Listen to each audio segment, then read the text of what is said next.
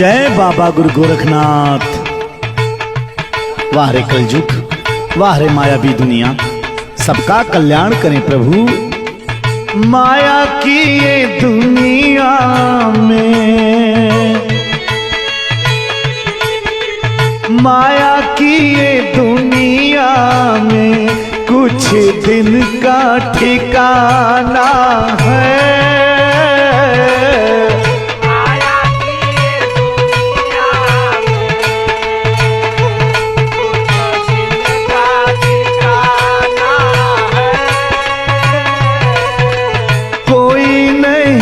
अपना है यहाँ कोई ना बेगाना है।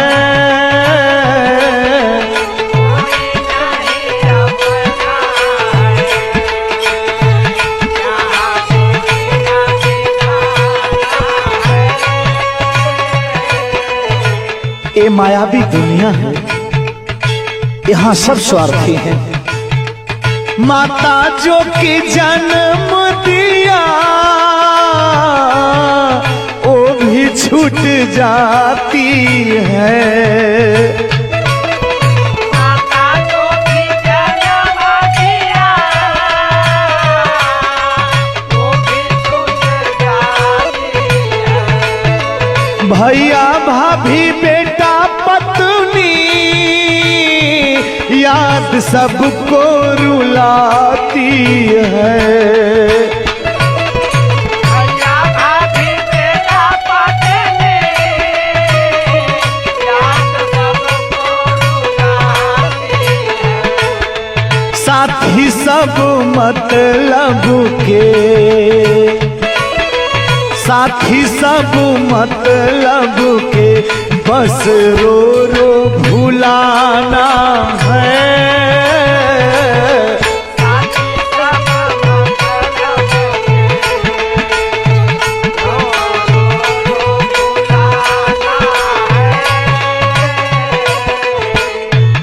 यहाँ पे सब लोग मतलबी हैं बेटा, सुनो मेरी बात। जैसा तूने कर्म किया नाम दुनिया ये गाएगी। जैसा तूने कर्म किया नाम दुनिया ये गाएगी। झूठे मोह माया में बैठ आंसू बहाएगी।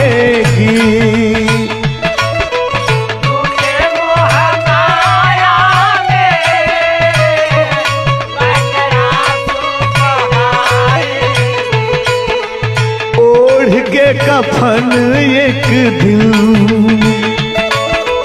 ओढ़ के कफन एक दिन तुझे खाली हाथ जाना है।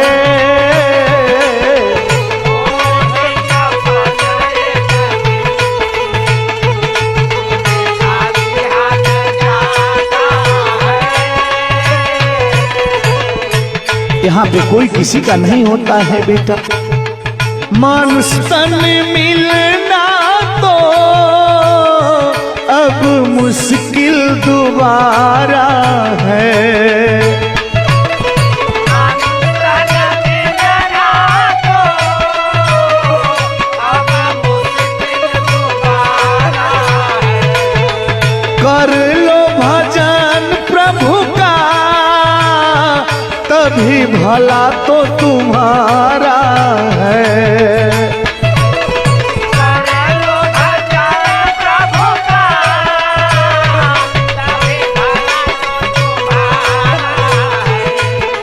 संतोष मधुर जीवन भर,